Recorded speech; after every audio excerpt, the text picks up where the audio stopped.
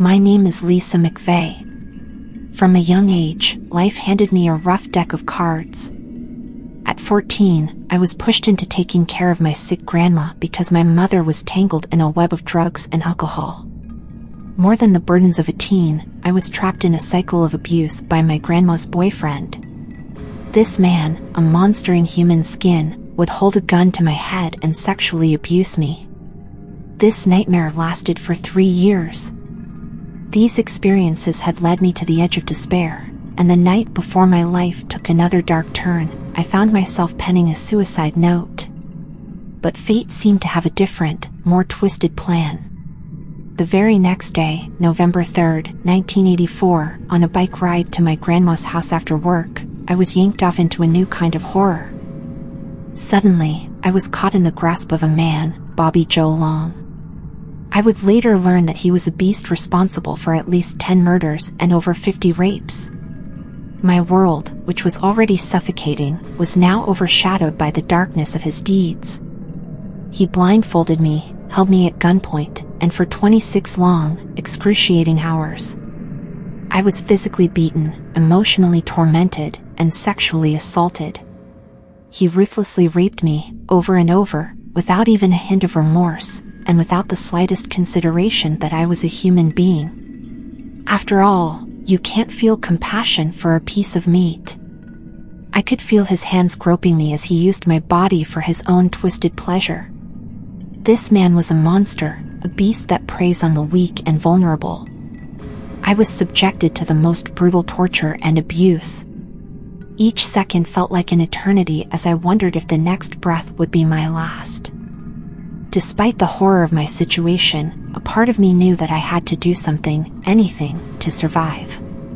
I had already been through hell. I wasn't going to let this be the end.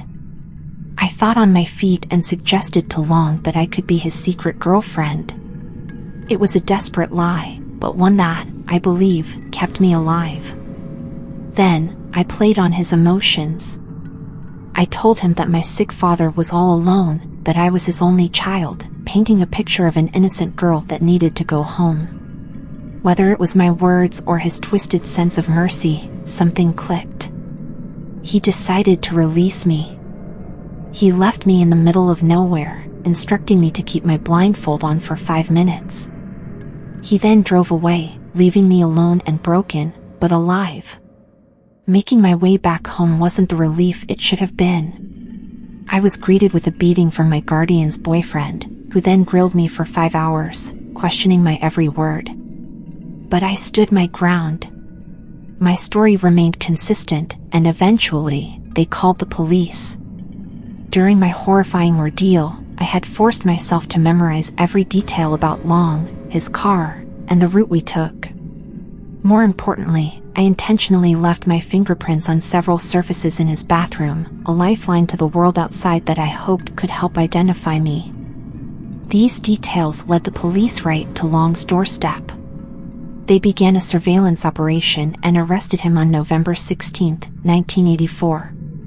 He was later tried and pled guilty to numerous charges, crimes against me, 8 counts of first-degree murder, 8 counts of kidnapping, and 7 counts of sexual battery. His sentence? Multiple life sentences and 2 death sentences. When his execution day came on May 23, 2019, I was there with another survivor, Linda Nuttall. We watched as justice was finally served.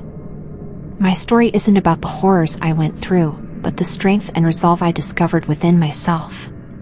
It's about surviving, rising, and helping ensure that the monster who caused so much pain faced the justice he deserved.